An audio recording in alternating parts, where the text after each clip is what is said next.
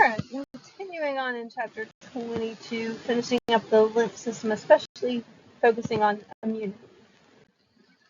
So just a little overview here of the lymph, summarizing from last time, looking ahead here a little bit.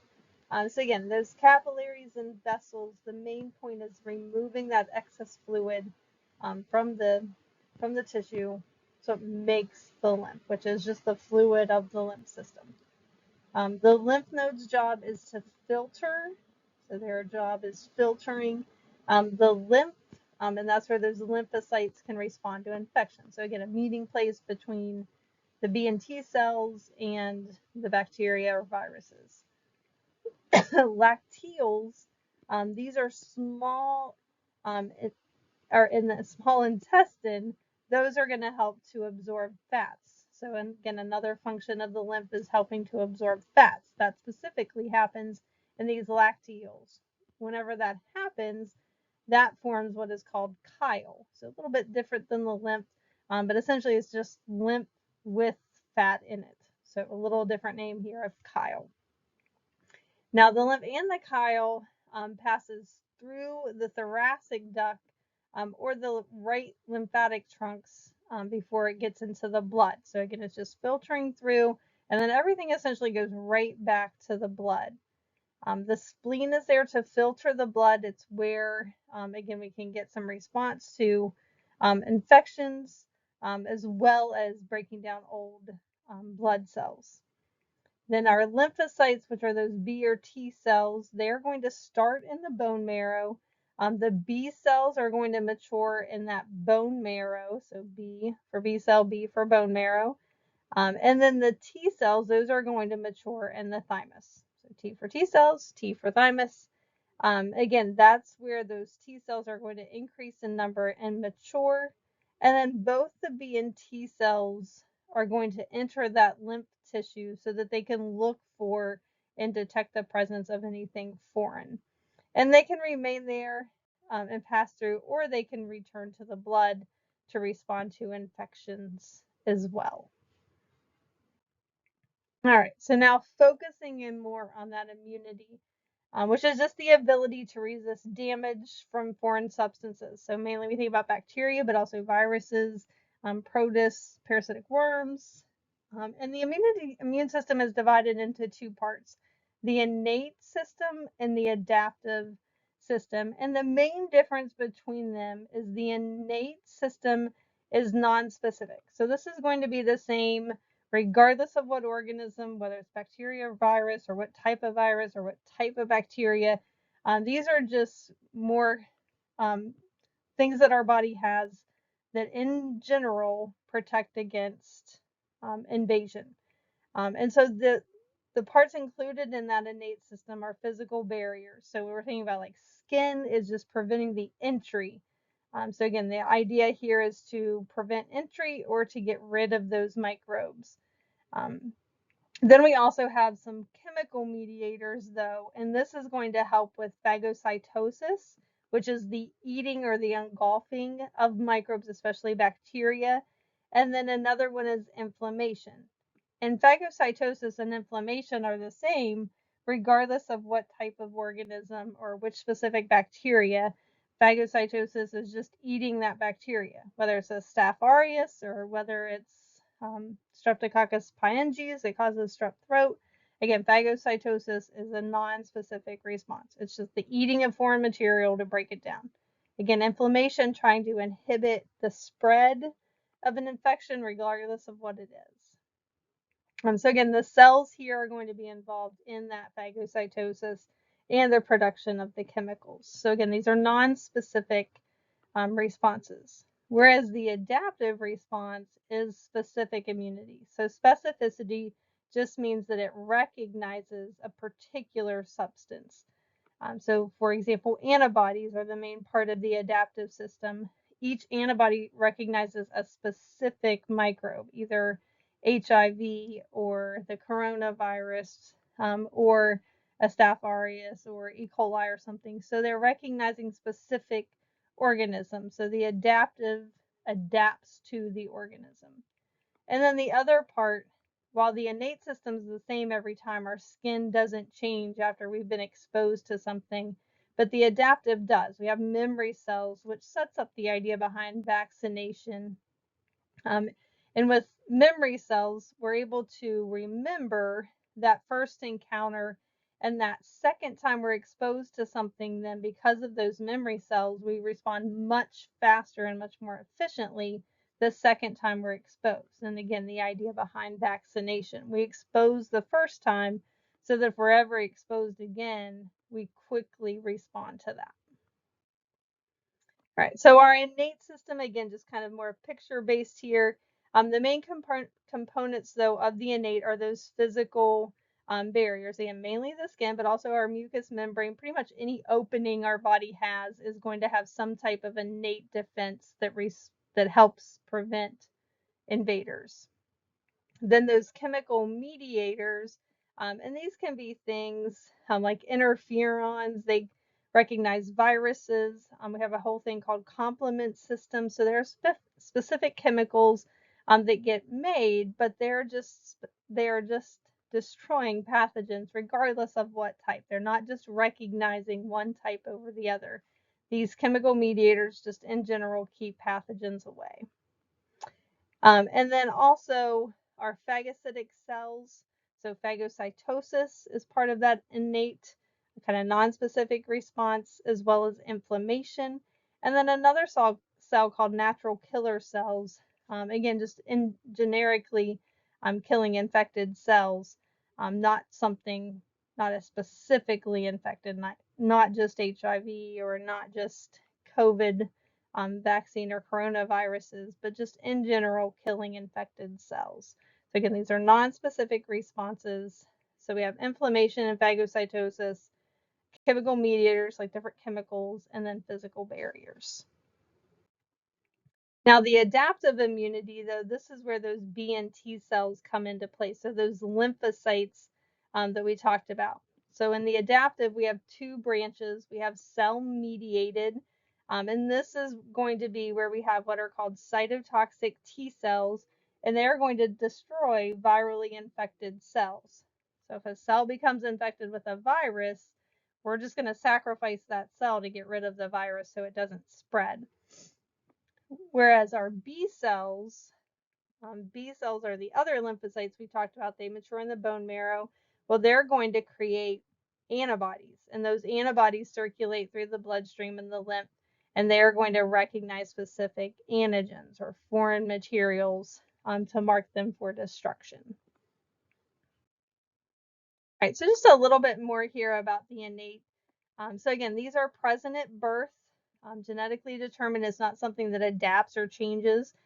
We just have them. So again, things like physical barriers that prevent entry, so skin and those mucous membranes, but also tears, saliva, urine helps flush it out. So removing them is also part of the physical barriers. Cilia on the respiratory tract that beat back and forth to get things out in our mucus, which leads to that coughing and sneezing to get that out. So again, physical barriers prevent entry and also help remove organisms.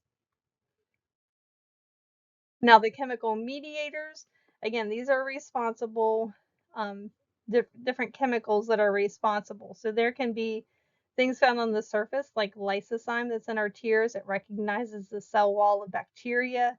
Histamine and kinins, these are going to lead to vasodilation. Interferons are present whenever we have some type of viral infection. Again, those complement proteins, they can either increase inflammation or actually target microbes. Prostaglandins and leukotrienes help with that inflammation process. Pyrogens cause fever, which is again non-specific. And then cytokines are also chemicals that are released to help communication of the immune system. Now, inflammation occurs again regardless of the type of injury that occurs. It leads to inflammation. And the idea behind inflammation is that it's going to wall off an infected area, and that's going to prevent it from spreading. So if there is an infection or some type of injury, we don't want it to move from, say, the skin to get into the blood and then be able to travel all parts of the body. So we want to limit the spread of the infection, and that's what inflammation does. So it's going to cause vasodilation to bring chemicals there. It increases that permeability initially, but then later, again, it walls off with that fibrinogen and complement proteins to help wall it off. And once those mediators are there to destroy it, then we are going to close it off. So we have a local inflammation and systemic inflammation. So local is just confined to a specific part of the body. So we get like redness, heat, kind of typically what we think about with inflammation. But there can also be systemic inflammation, and this is when it's in many parts of the body. But the symptoms are the same, that heat, redness, swelling. But in addition, we get increased neutrophils in the bone marrow. And neutrophils are one of the phagocytic cells. They engulf and eat foreign material. We also get fever that occurs due to the presence of pyrogens, which are anything that can induce a fever. And then in severe cases, though, if it gets widespread, histamines cause increased permeability in our blood vessels or vascular tissue, and that large volume of plasma enters into those spaces, and it can, if it's bad enough, it can lead to death or shock if there's an extreme amount. And this is showing our chemical response. So again, here we have a splinter coming in to the skin and breaking it. We're going to get those chemical mediators. So again, the chemicals released like cytokines and things like that that are going to help regulate the process.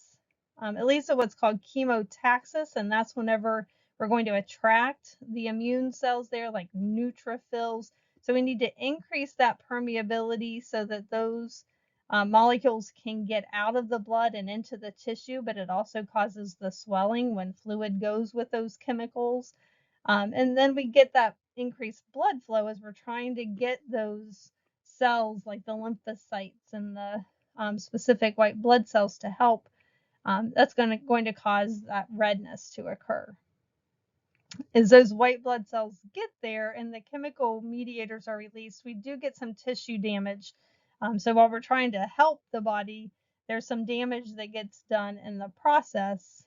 But again, the idea here is that we are containing that bacteria. So we're confining it to one location, we're preventing it from spreading through the body, and it allows for that destruction and phagocytosis.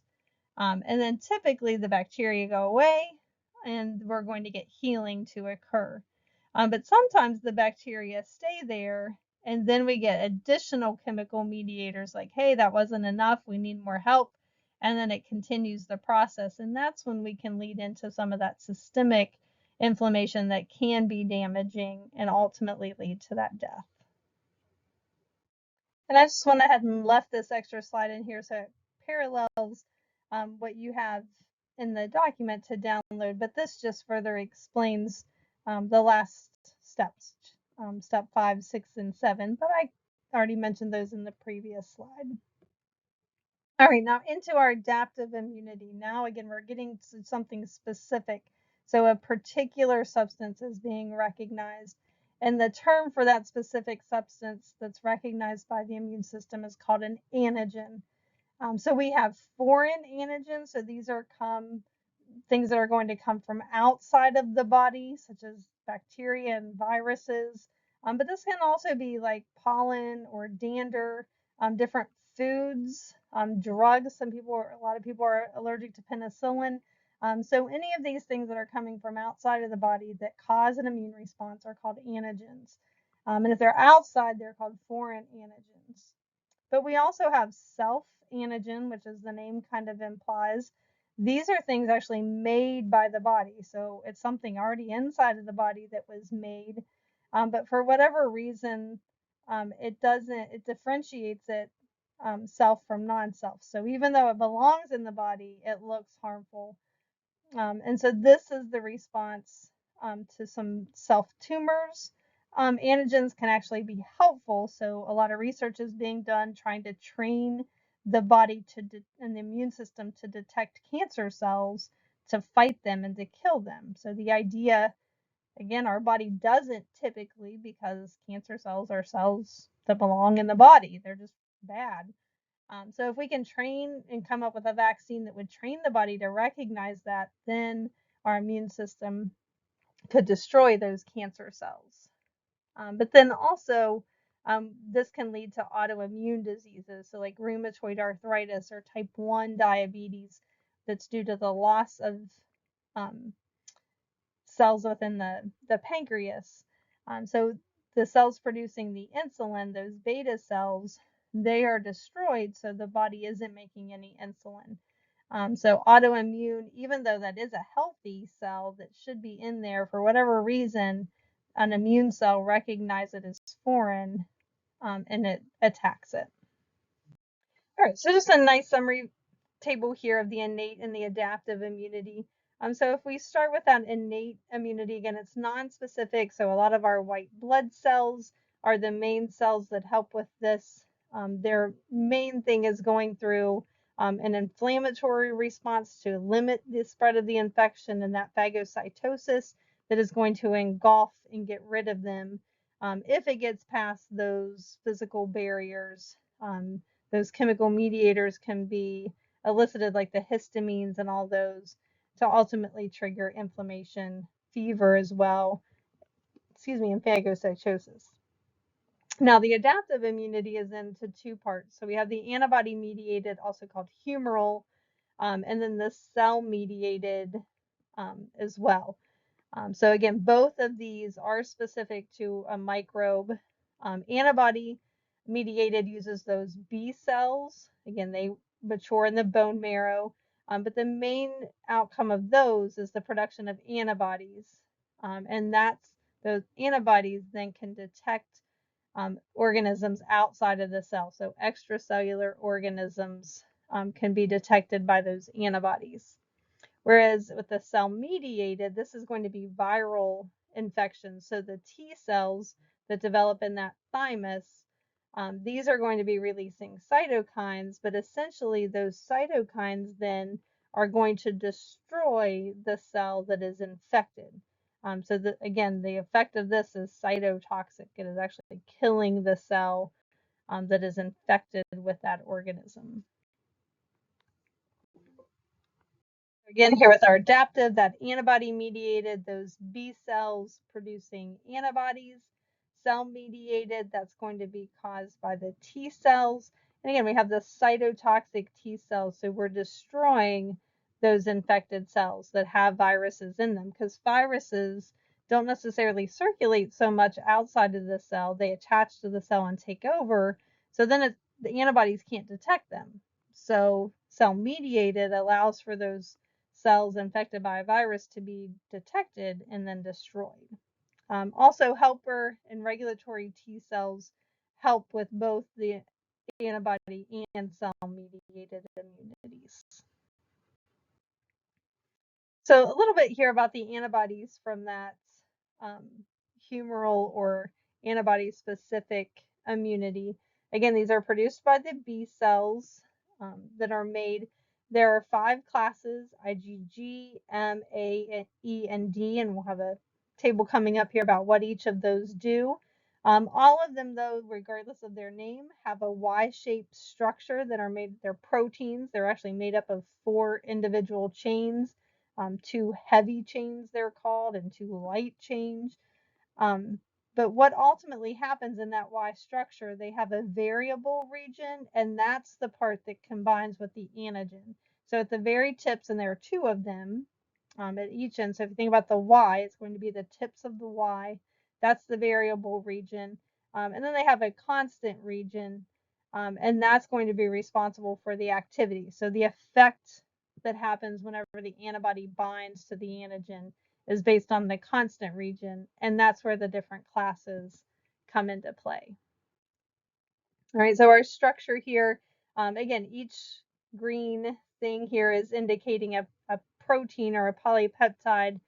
So we have these two light chains, and then we have the two heavy chains, ultimately that form this Y shape. Again, at the tips of our Y, this is the antigen binding site, or that variable region, because each antibody is going to bind something different. So that's that antigen binding site. And then we have the constant region, which is pretty much everything else. So the base of our Y here, and the stem, those are going to be constant. And that's what determines, again, whether it's an IgG or an IgA, and ultimately determines the effect of binding to the antigen. So here's our classes. And I do want you to know what the difference between each of these. So what happens with IgG, IgMAE, and D. So what happens with IgG antibodies, and this is the majority. I don't care that you know these numbers, but they are the majority of antibodies that get made. They're going to activate that complement system and ultimately cause that phagocytosis. And this is what crosses the placenta. So we'll talk about different types of immunity coming up, but this is what protects the fetus from organism or microbes, is that the mom's IgG antibodies are passed through the placenta to protect the newborn. But this is also responsible for that Rh reaction, which is why, again, that hemolytic disease that we talked about in the circulatory system, that's why it can be a problem if we have an Rh negative mom who is giving birth or making an Rh positive fetus, because that positive Rh protein looks foreign. Right, then our IgM, again, we're decreasing at only about 5 or 10%. Now, they also are going to activate the complement system, and they bind and kind of act as an antibody, or act as a receptor on those B cells. This is what is responsible for the ABO system, and typically the first antibody produced in response. So M is also for mucus, so they're going to be found in our mucous membranes. IgA, these are going to be in the saliva, tears, and again into those mucous membranes that help protect those body surfaces. It's also found in milk, so whenever we think about passing immunity onto the infants, into the newborns, it's the IgA that are crossing into the milk to, again, help protect the newborn after birth. Our IgE, these are mast cells. A lot of these in basophils, this stimulates inflammation. And then finally the IgD, again, these act like antigen binding receptors that are going to bind to antigen and then either lead to its destruction in some way through different mechanisms, like, again, phagocytosis or inflammation. All right, we said one of the other, besides being specific, the other important part about the adaptive system is the memory. So if we talk about antibody production, we talk about the first response called the primary response, and this is just the first time that a B cell gets activated by a specific antigen. So the first time that again, we recognize a virus or a specific bacteria. Those B cells are going to make what are called plasma cells, and the plasma cells are what are going to make those antibodies. Again, typically IgM is made first, but again, IgG are the ones that we have the most of. And then we also get the production of those memory cells, but all of this takes a while. So it normally takes anywhere between 3 to 14 days to make enough antibodies to be effective. So again, it's a slower process, as we see down here in our figure. So we're first exposed here, and then somewhere between 3 and 14 days, we actually get some antibodies made to be effective to get rid of it. So depending on the microbe, if it's producing some type of toxin or is potentially really harmful, this delay between 3 and 14 days is going to lead to death. Our immune system's just not going to have enough time to detect it and get rid of it. So again, our vaccinations, which is where we're going to pivot to, that primary response is to something not harmful, but then we get that secondary response, which is the second or subsequent times. And now we have those memory cells from the first exposure, and now we can very rapidly produce those antibodies from those plasma cells. So again, a much shorter time from that exposure the second time to where we have lots and lots of antibodies over here. So within sometimes hours or even a few days, we have this mass production of antibodies.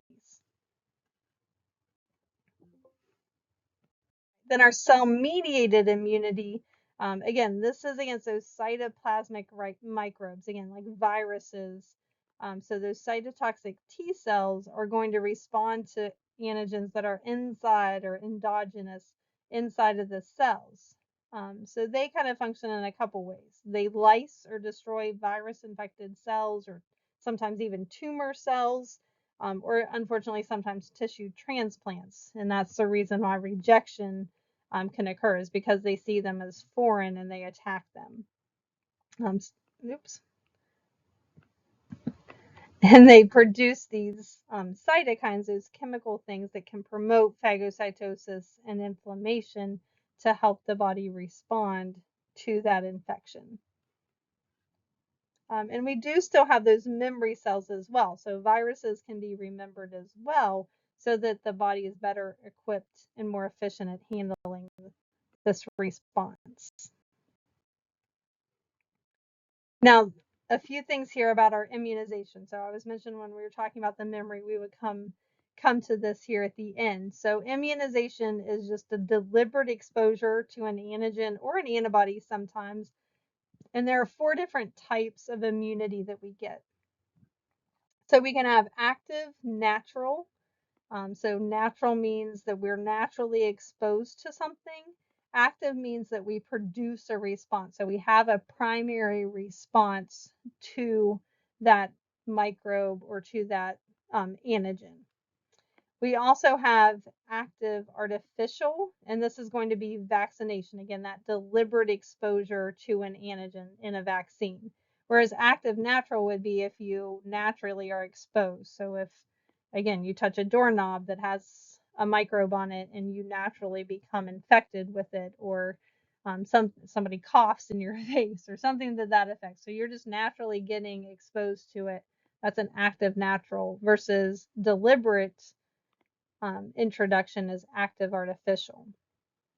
Now we also have a passive version of each of those. So passive natural, this is the transfer of antibodies from the mother to a fetus. So this is a natural process. So a mom feeding the baby, or even the mom to the fetus. Again, they're passing on antibodies. So the fetus or the baby isn't exposed itself to the antigen, but they're receiving immunity from the antibodies they received from the mom. So it's passive because they don't have a primary response, which means there'll be no memory. But they are protected as long as those antibodies are present. It's just they're not making the antibodies, they're not activating their immune response, but they're protected due to the presence of those antibodies. And then the passive artificial, again, we're still transferring antibodies, but instead of it being a natural event like a mother feeding her baby or just pregnancy, this is where we're going to get deliberate exposure. So, for example, antiserum, and this is where you're injected, instead of a vaccine where you're injected with an antigen to create an immune response, antiserum, you're injected with the antibodies. Okay, so again, so things like rabies and hepatitis, this passive artificial, again, you're only receiving antibodies. So you're not producing a primary response. There is no memory, but you are protected because of, as long as those antibodies remain present. And then just the summary figure about this. So again, under that adaptive immunity, we have active immunity, which means, again, we are actually responding.